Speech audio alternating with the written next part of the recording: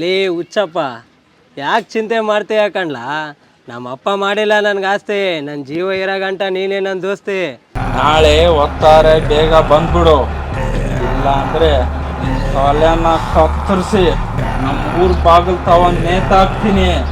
ಗೊತ್ತಾಯ್ತೇನ್ವಾ? ಲೇ ಬೈರ ತೆಪ್ಪಾಯ್ತು ಕಂಡ್ರಲ್ಲ, ಇದಂಗಿಂತ ಬಿಟ್ಬಿಡಿ. ಲೇ ಅವನು ಇಲ್ಲೇ ಅವನೇ ಬಂದ್ರಲ್ಲ.